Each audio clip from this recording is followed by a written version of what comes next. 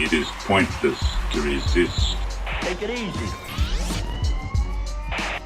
Today is Wednesday, September 20th, and the New York Yankees were taking on the Toronto Blue Jays for Game 2 of their 3-game set in the Bronx. Mike King was on the mound looking to continue his solid stretch of performances. My recap, your reactions coming up next. This is NYY Recaps. Welcome to Yankee Stadium. Just when they thought I was out, they pull me back in.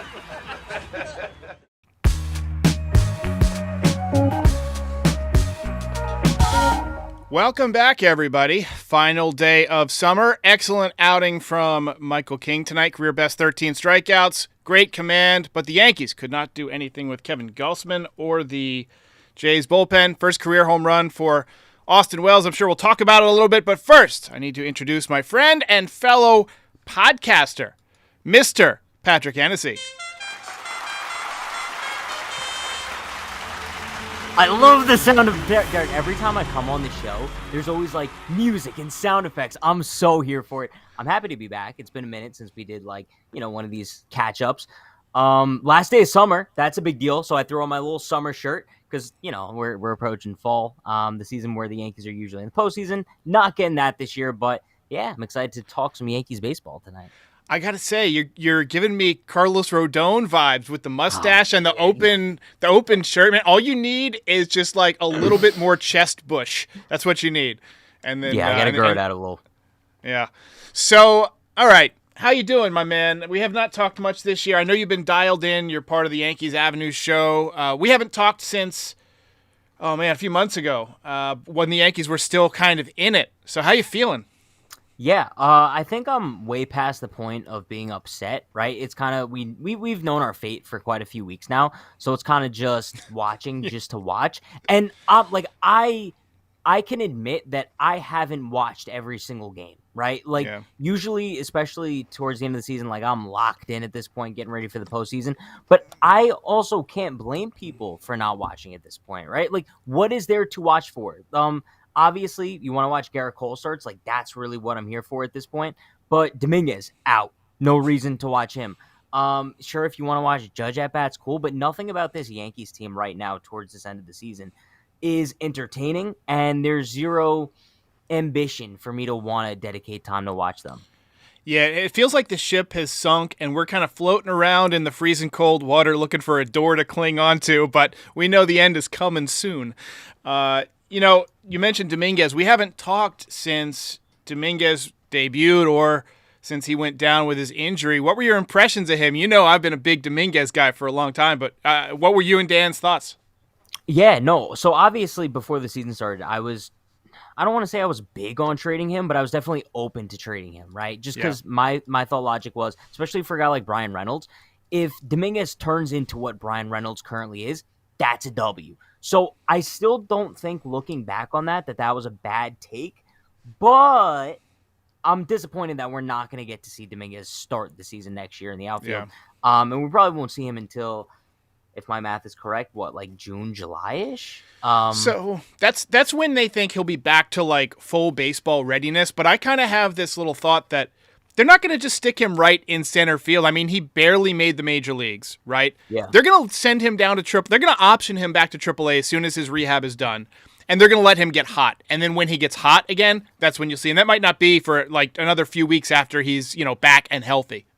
Which is really sad, right? Because what we saw from him in such a small sample size, he looked major league ready. And who knows if that would have been sustainable over a larger sample size, but it would have given him enough time to kind of overcome those struggles and kind of work through it. He comes back the middle of next season, and then he starts having those sophomore struggles, if you want to call it. Then we might not be looking at a refined Jasson Dominguez until the 2025 season at that. Right. So that's why this injury is so frustrating, because you go from having a guy who's a lock to start center field next season to a guy who now is kind of a question mark in the second half of next year. And it also hurts your outfield construction going into next season. Because, what do? Do you go out and sign someone to play center field for the first couple months? Or do you just throw out, Pereira and I don't know in center field to kind of start the first few months of the year? Well, that's a good question. Let's talk about this winter. That's one of the things I want to get to. We just have to mention Stanton. Tabor Talk said Stanton 2 for 39 in his last 11 games or whatever it was. Absolutely awful. But can I say something on Stanton? Sure. I know this season has been really, really bad, right? But I'm not completely in the boat where people are like, yo, he's completely washed. I think going into next season's huge for Stan. I think next season's make or break because I have so much confidence in him that he's going to rebound. Now, when I say rebound, I'm not saying like return to 2017 MVP form, but I'm saying return to some sort of normalcy. Maybe he'll hit 230, but I think he'll hit 35 bombs and have an OPS over 800. And that's what I'm banking on next season. But next season, if it's another year like this where there's injury problems and just really poor production, then I'll say he's washed. But as of right now, I'm just viewing this as a down year. Well, I heard a lot of good things about him coming into this year, and then he got hurt with the leg. I mean, he was off to a good start when he got hurt. I just think that there's two possibilities.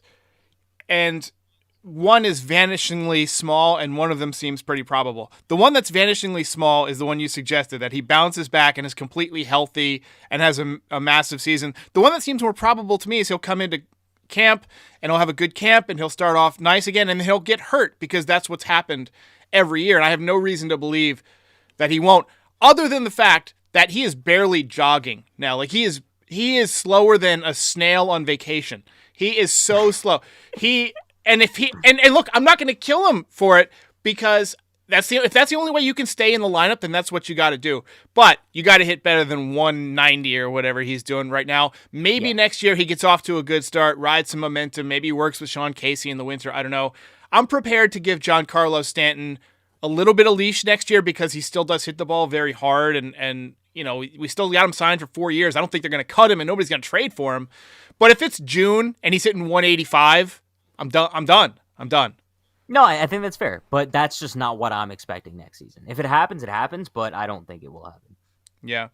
All right, so let's talk about Gleyber Torres a little bit. So on one hand, he's been pretty damn good as a hitter this year, but on the other hand, he runs you out of about, 3 or 4 innings a month, and I think he leads the league in errors or close to it. What do you do with Gleyber? Are you bringing him back? Are you trading him to try and get something else? What are you doing? Yeah, I'm going to be honest. I'm trading Gleyber Torres, or at least I'm attempting to trade Gleyber Torres. And I know it's kind of an unpopular opinion, especially because he's coming off such a great year. And that's something I won't deny, right? Like, Gleyber Torres has had a great season, a great rebound season.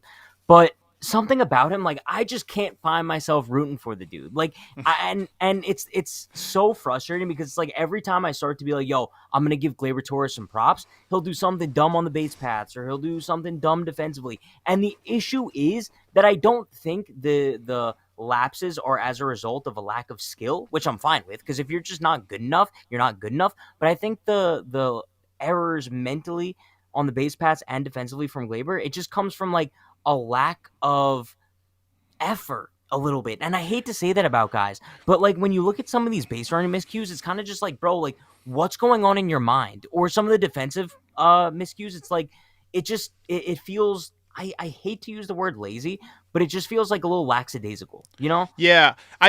I feel like we're working from the same notes, but it's like, I don't want to say lazy. Like, lazy doesn't seem like the right word to me. It feels like a disengaged, almost like a absent-mindedness, right? It seems like, there was always that kid in class who would space out, and like the teacher would be like, hey, Patrick. No, Patrick, that's me, though. Yeah. And it's like, he seems like he's that guy, but like, he's also he's like a really good clubhouse guy. He's clutch. He's had some big hits. He's probably going to hit, 27, 28 home runs this year, maybe. As a second baseman, that's pretty solid. He's hitting, 270-ish. I can live with that. I just need him to be maybe a little bit, at least a little bit more solid on defense. You run out of, some innings, whatever. Some people are just not good base runners, but you got to tighten up the defense. That's my thought. No, I agree 1,000%. And I think the only way I would trade Gleyber is if you get like an insane package for him and really just sell high. But then it kind of leaves you in a situation where how do you even replace him, right? Do you put Peraza at second base and kind of make DJ your everyday third baseman? But then like Rizzo is coming back, and I don't think he's going to be able to play first base every single day. And if he gets hurt, then you're kind of screwed. So trading Gleyber would put them in a pretty bad spot. But I think it all depends on whether or not they plan on really competing next year. If they're not, and if they're kind of using it as a punt year, sure, trade him, but if you really want to go all in, keep him. And by the way, for the people who are listening to the podcast, and for those of you who do not see the score on the screen, the Yankees lost tonight 6-1. So I neglected to even put the score up. I like that. Yeah. We got sounds for losses and for wins. All right, so I want to get to the offseason because the Yankees have a lot to do. And, we're going to be robbed the benefit of a fun October, but maybe, just maybe, if the Yankees get off their ass, we can have a fun November, a fun December, a fun January. So who's your one guy? Are you going after a pitcher like Yamamoto? Are you going after a bat like Bellinger? Are you trying to trade for somebody like Soto and move some prospects? And if so, if you're trading for somebody big, are you willing to move somebody like Dominguez? What is your objective this winter? And what do you do with this guy, Aaron Boone? I mean, leading the league in ejections. Come on. Yeah. So if I'm looking at the Yankees offseason blueprint, right? I think coaching wise, obviously, I want Boone gone. I want Cashman gone. I want basically like an entire revamped front office, right? But if we're looking at on the field, there's one guy and one guy only that I have. I'm like a horse with the blinders on. You know what I mean? Where like they're running and they can't see the peripheral vision because I got Juan Soto on my mind because I think he's the be all end all of the New York Yankees. I can't see anyone else that you go out and get and changes your team as much as Soto. Sure, the argument can be made for Ohtani, and I think Ohtani would be a great addition, but obviously there's like the injury concerns there. No, like he's undergoing elbow surgery. He's not going to be able to pitch until 2025. He's only going to be able to be a DH next season, which in that case, what do you even do with Stanton? Bro, Soto comes to New York, and I think he becomes one of the biggest stars in baseball. We know the offensive weapon that he is, and he's so mature. Like, just as a person, I think he would handle New York greatly. And the presence that he would provide in the Yankees lineup as a left-handed hitter in Yankee Stadium, I think you go out and you do every single thing that you can in order to trade for him. I think it's just going to come down to whether or not the Padres are even willing to, right? But personally, I think I'd give up just about anybody for Juan Soto. Yeah, I think just from what we saw from Dominguez, I think he's the one guy I don't trade for a 1-year rental because you have to assume that he's not going to sign a long-term contract. You're 1 year away from free agency. He wants to be a free agent. It would behoove the Padres to make some changes, just like it would behoove the Yankees to make some changes. I mean, they've got this issue where they've got all these big names, all these big contracts, and they just couldn't get it going this year. So they got to change some things up. Now, they lost a lot of TV money, so they could be in the market for, unloading, a potential big contract, or at least not in the mood to hand out a $500 million check. I think a lot of the attention this winter is going to go towards Ohtani, which could allow something like, Soto or, one of these other guys to slip under the radar and for the Yankees to sneak in there. And we know that Cashman likes to do that. He likes to make those look over here while I steal your wallet over here kind of moves. Yeah, if he's the GM, yeah. Oh, yeah, that's a good... I mean, listen, like, obviously, as much as I would like to see a fresh face as the Yankees GM, especially in an offseason like this, where, let's say you bring in a young gun, or even bring in a Theo Epstein, which is kind of my dream, but let's say you bring in some rookie GM who wants to make a name for himself, coming out and having an absolute splash of an offseason with the New York Yankees, where you come out your first year as Yankees GM and you sign Ohtani and you trade for Soto and you do everything possible to win back this fan base, this would be the offseason for that. So if they don't get rid of Cashman after this season, I honestly don't think it'll ever happen because this is the perfect timing for it. I agree with you. Now, chances we get Ohtani, this is an interesting question, and it's something that every Yankees fan is going to talk about, even if it's a very low possibility, which I think it is. Here's the thing. He's getting the Tommy John surgery here, or he already had it. And it seems like a Cashman thing to do, to have two players, 22% of the roster, coming back from Tommy John surgery at the same time. And you imagine him with that short right field porch. He hits a lot of those low line drives. He legitimately could hit 50 or 60 home runs as the DH. It would almost be worth cutting Stanton entirely and paying Ohtani to be your DH because of how much money he will make you. Think about the money he generates internationally, off the field. You can put him on billboards, baby. The amount of money he's going to make. It's a non-zero chance. The question is, does he want to come east? He blew off the Yankees last time, and Shohei does what Shohei wants, and he doesn't like the media. Can you see that flying in New York where he just doesn't talk to the media? I think it's a bad fit, but on a baseball level, it makes sense. If I had to put it on a scale of 1 to 10, with 10 being it's definitely happening, 0 being there's no chance, right now I'd probably put it like a 4.7. Yeah, I'd say 3. I'd say okay. Like bottom. Yeah, I mean, but that's not 0. No, it's never 0. Things that have a 30% chance of happening. Like if you had let's say this. Let's say you had 10 Tylenol pills left in the bottle, right? And 3 of them were poisoned, right? You have a 30% chance of dying. Are you taking that Tylenol for your headache? Absolutely not. No, I'm surely 30% chance is a bigger chance. If there was a 30% chance of an asteroid hitting the Earth tomorrow, you bet your ass you'd be losing some sleep. Yeah, but also I feel like I'd never be in a spot where I'd need to worry about 3 of those Tylenol pills being poisonous. I'm using it as an example of the percentage of I don't know what kind of Tylenol you're taking, Derek, but okay, let's say it's not. Let's say you got 10 grenades in front of you. 3 of them are fake, or 3 of them are real, and 10 of them are whatever. Why are we even doing this? Is the final result because now, we're just saying that, the end goal is taking a Tylenol, right? But if the end goal is, let's say you take one of the Tylenols, but you win a World Series as a result, are you still making that risk? Yeah, it's like the whole, how bad is the headache, right? That's the analogy I'm trying to make. Like, how bad is the headache, and right now the Yankees' headache is pretty bad. We got a chance at finishing under 500. What would you do for a World Series, by the way, since we're on this topic? I mean, I don't need all my fingers. I would hack off a finger. I'd hack off a finger. Left pinky finger and maybe half of a ring finger. Give me 8.5 fingers for a World Series next year.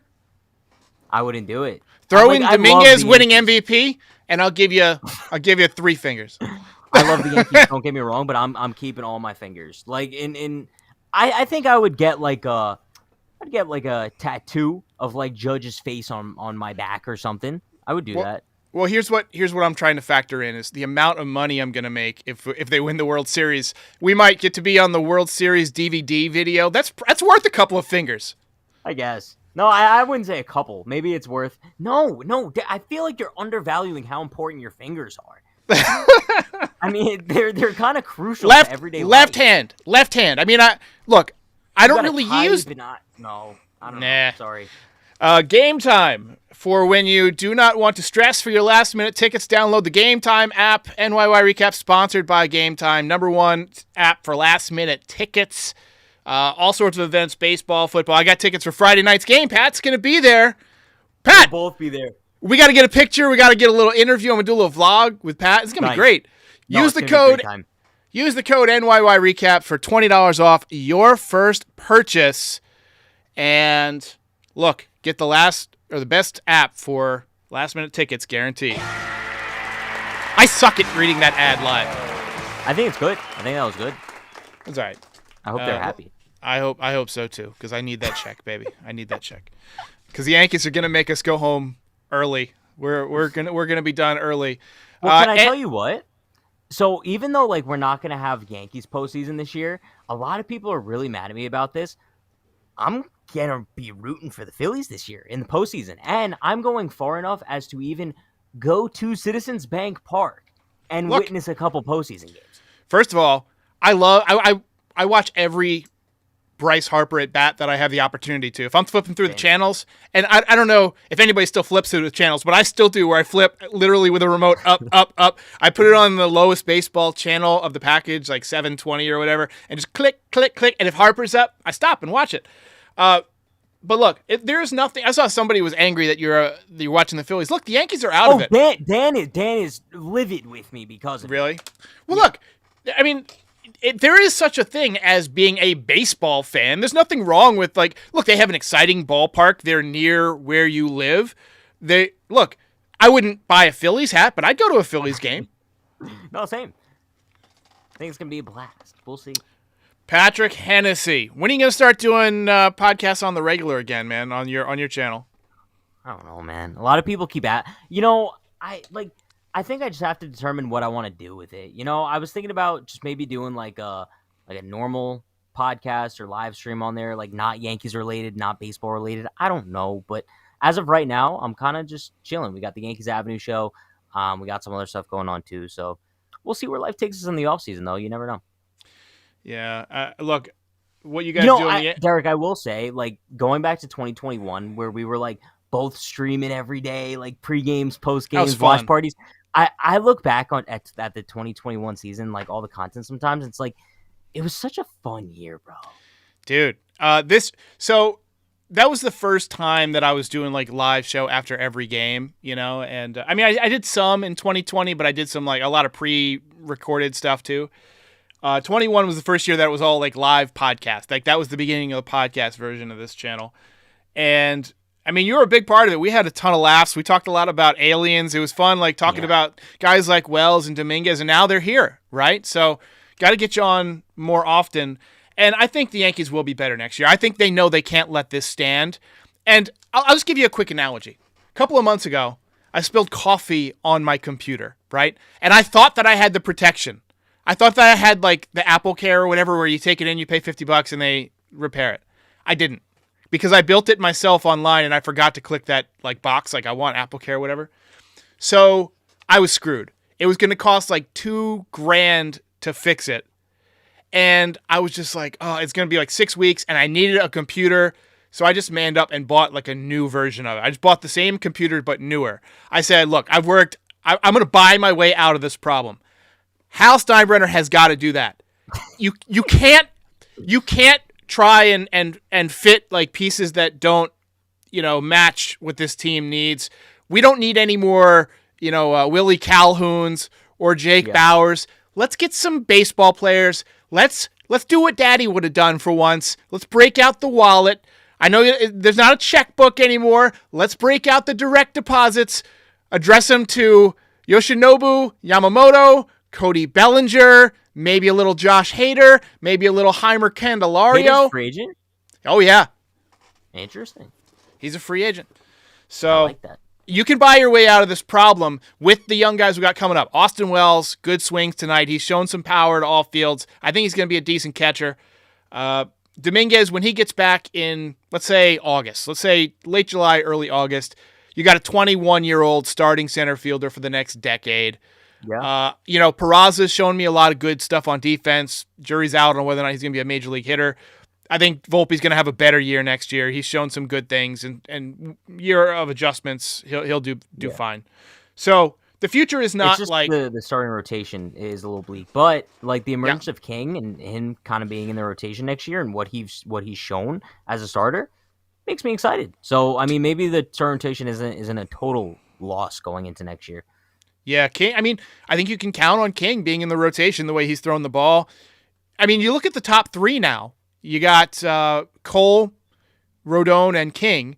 You might be getting Nestor Cortez back. I'm not sold on Clark Schmidt, but if you add a Yamamoto in there, that's a pretty damn good top four for a playoff series. Yeah. No, and since you mentioned Cole, I just do want to say that I hope everyone is cherishing this Cy Young season that we're witnessing from the Yankees ace. And I'm really upset because, bro, I was looking at the pitching probables for Friday's game that we're going to be going to, and I was hoping so bad it was going to be Cole. Cole's pitching tomorrow night. It's going to be his last start of the season at Yankee Stadium. So make sure if you're going to the game, cheer this man on like it's nobody's business. Bro, he has been probably one of the very, very few bright spots of the Yankee season this year. And I am so looking forward to him winning Cy Young because it's going to happen. And I'm already imagining it. Like, you know how on MLB Network for the award shows, they have like the 3 screens of each finalist? Bro, Yeah. Cole's speech is going to be the funniest thing ever. He's going to be holding his kids. It's going to be just pure gold. And I'm looking forward to every second that we're able to watch him. Bing. Patrick Hennessy, appreciate it, man. I'll have you back again probably beginning of next season and hopefully all throughout next season, on and off. Everybody, once again, for Mr. Patrick Hennessy. I'll be back tomorrow night for the recap of Game 3 of this series. Yankees have already lost the series, but maybe we can salvage a win.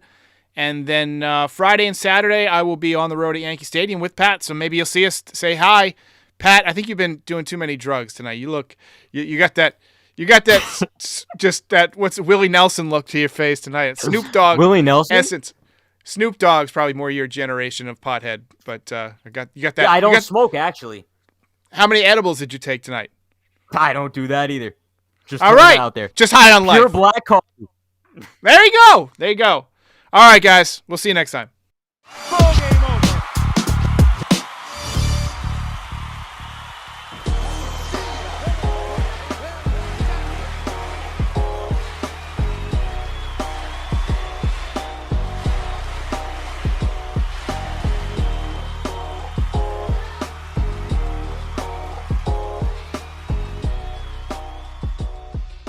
Most impressive.